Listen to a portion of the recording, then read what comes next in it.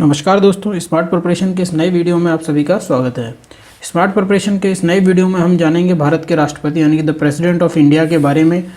Constitution में क्या क्या अनुच्छेद दिए गए हुए हैं और किस भाग में इनके बारे में वर्णित किया गया है। तो ये पार्ट 1 वीडियो है। इसी के तरह कई पार्ट्स में हम राष्ट्रपति के बारे में सब कुछ जानेंगे। राष्ट्रपति का चुनाव कैसे होता है, राष्ट्रपति के पद की शक्तियाँ क्या क्या होती हैं और राष्ट्रपति अपने पद से कैसे हटाया जा सकता है, इन सभी चीज़ों के बारे में हम अलग अलग पार्ट में वीडियोज़ में देखेंगे। तो चलिए पहला पार्ट, हम जो इंट्रोडक्टरी पार्ट है इसमें शुरू करते हैं। तो स्मार्ट प्रिपरेशन के स्मार्ट नोट्स के थ्रू हम इसको समझेंगे। सबसे पहला आता है कि राष्ट्रपति देश का प्रथम नागरिक होता है। इसको फर्स्ट सिटीजन बोला जाता है कंट्री का। नेक्स्ट आता है भारतीय संविधान के अनुच्छेद 52 में के माध्यम से राष्ट्रपति के पद का प्रावधान किया गया है। यानी कि राष्ट्रपति के पद का जो डिस्क्रिप्शन दिया हुआ है वो आर्टिकल 52 में दिया गया है, अनुच्छेद 52 में दिया गया है। नेक्स्ट आता है अनुच्छेद 53 यानी कि आर्टिकल 53 में राष्ट्रपति की जो कार्यपालिका की शक्तियां जो हैं यानी कि एग्जीक्यूटिव पावर्स हैं उनके बारे में बताया गया है। ये बताया गया है कि जो एग्जीक्यूटिव पावर्स होती हैं वो राष्ट्रपति में निहित होती हैं। नेक्स्ट आता है आर्टिकल 54 यानी कि अनुच्छेद 54। ये राष्ट्रपति के निर्वाचन के बारे में यानी कि इलेक्शन के बारे में बताता है। राष्ट्रपति के निर्वाचन में संसद के दोनों सदनों के निर्वाचित सदस्य, संसद के दोनों सदन कौन कौन से होते हैं, ये राज्यसभा और लोकसभा, इसके दोनों के निर्वाचित सदस्य शामिल होते हैं और राज्य विधानसभाओं के निर्वाचित सदस्य शामिल होते हैं तथा केंद्र शासित प्रदेश दिल्ली और पुडुचेरी विधानसभाओं के सदस्य भी अपना वोट देते हैं। तो जो राष्ट्रपति का निर्वाचन होता है वो आर्टिकल 54 के अनुसार होता है। तो इस आर्टिकल 54 के अनुसार राष्ट्रपति के निर्वाचन में कौन कौन लोग शामिल होते हैं, राज्यसभा लोकसभा के निर्वाचित सदस्य, राज्य की विधानसभाओं के निर्वाचित सदस्य और केंद्र शासित प्रदेश दिल्ली और पुडुचेरी विधानसभाओं के निर्वाचित सदस्य। नेक्स्ट आता है आर्टिकल 55 अनुच्छेद 55 राष्ट्रपति के निर्वाचन के तरीके यानी कि रीति के बारे में बताता है। मैनर, जो राष्ट्रपति का चुनाव होगा, इलेक्शन होगा, वो कैसे कंडक्ट कराया जाएगा उसके बारे में बताता है। इस पूरे इम्पोर्टेंट टॉपिक के बारे में हम एक अलग से वीडियो देखेंगे, शायद वो पार्ट 2 या पार्ट 3 होने वाला है। आगे देखते हैं अनुच्छेद 56 यानी कि आर्टिकल 56। आर्टिकल 56 जो कहता है वो राष्ट्रपति पद की अवधि के बारे में बताता है यानी कि टेन्योर क्या होता है ये बताता है।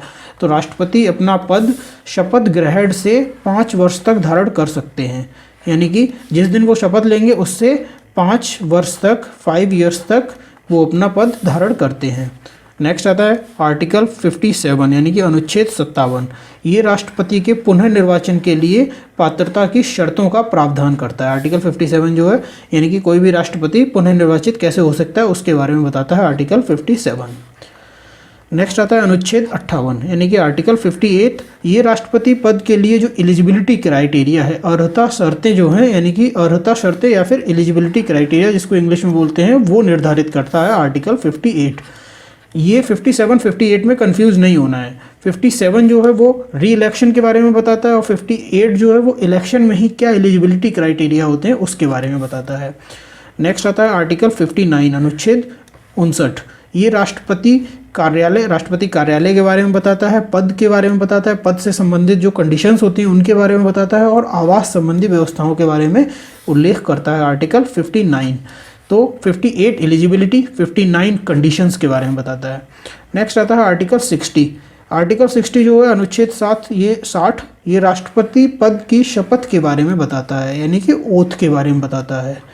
ओथ क्या लेगा और कैसे लेगा और कौन ओथ दिलवाएगा ये बताता है आर्टिकल 60 हमारा। नेक्स्ट आता है इंपॉर्टेंट, वेरी इंपॉर्टेंट, कई एग्जाम्स में और काफ़ी बार रिपीटेड क्वेश्चन है कि आर्टिकल 61। आर्टिकल 61 जो है वो राष्ट्रपति को महाभियोग प्रक्रिया द्वारा हटाने का प्रावधान करता है, यानी कि राष्ट्रपति को उसके पद से कैसे हटाया जा सकता है, महाभियोग की प्रक्रिया से हटाया जाता है और इसका वर्णन मिलता है हमें अनुच्छेद 61 में। तो देखिए हम शॉर्ट ट्रिक्स में इसको कैसे याद कर सकते हैं। 52 प्रेसिडेंट, 53 पावर्स। पहले तो हमको प्रेसिडेंट मिल गया 52 में, 53 में हमारे प्रेसिडेंट को पावर्स मिल गई। 54 में इलेक्शन मेंबर्स की कौन कौन उसका इलेक्शन करेगा ये बता दिया गया। 55 में बताया गया कि आखिर इलेक्शन होगा कैसे। 52 में बताया गया प्रेसिडेंट, 53 में बताया गया उसकी पावर्स, 53 में बताया गया इलेक्शन में कौन कौन मेंबर्स शामिल होंगे और 55 में बताया गया है कि मैनर ऑफ इलेक्शन यानी कि इलेक्शन होगा कैसे। अब जब इलेक्शन हो गया तो 56 में बताया गया है कि वो कितने साल तक अपने पद पे रहेगा यानी कि टेन्योर 56। अब जब 56 टेन्योर भी मिल गया तो 57 में ये बताया गया है कि टेन्योर पूरा होने के बाद क्या वो री इलेक्शन लड़ सकता है कि नहीं।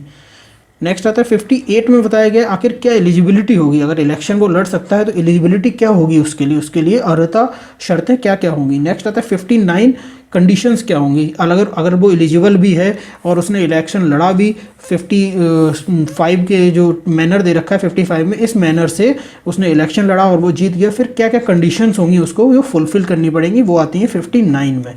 फिर अब कंडीशंस भी उसने फुलफिल कर दी तो हमारा आता है 60 में वो ओथ लेते हैं यानी कि शपथ लेते हैं।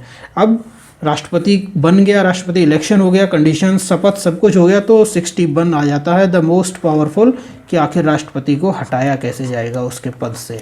61 इम्पीचमेंट हो गया। तो हम देखेंगे 52 से लेकर 61 तक ये राष्ट्रपति से जुड़े हुए आर्टिकल्स हैं और इनको हम शॉर्ट वे में इस तरीके से याद कर सकते हैं।